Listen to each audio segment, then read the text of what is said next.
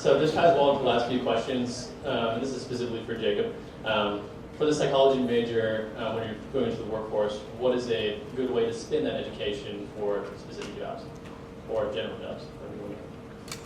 I think psychology is one of those deals where, for me, I knew early on, I knew probably halfway through undergrad that I didn't want to go into psychology.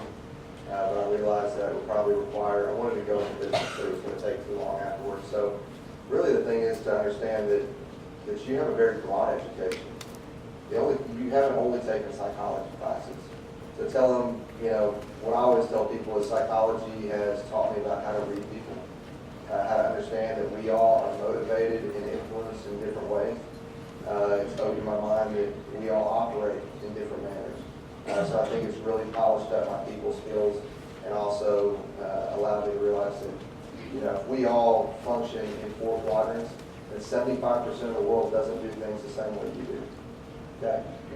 So I just remind them that, I got a great education from a great university, not just a psychology education.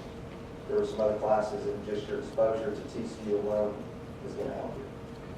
Ms. Ross, what skills do you most have learned as a history major and why?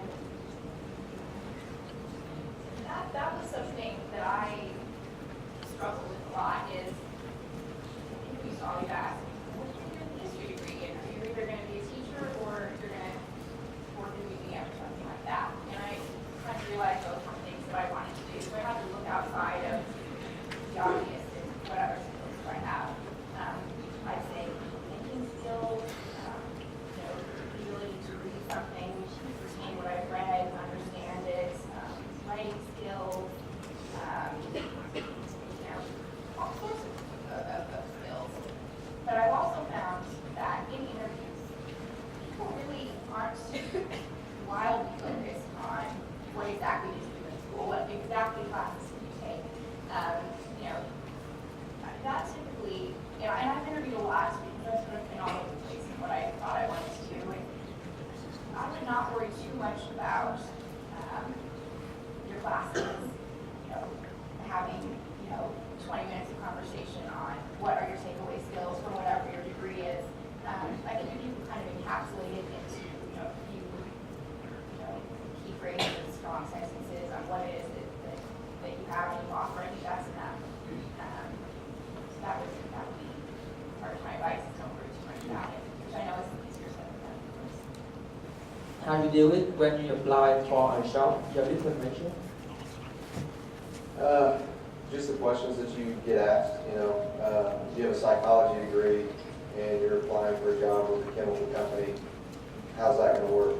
And the fact is that I try to stress that I'm a rounded individual and that I wasn't born a psychology major and I wasn't born a chemical salesman.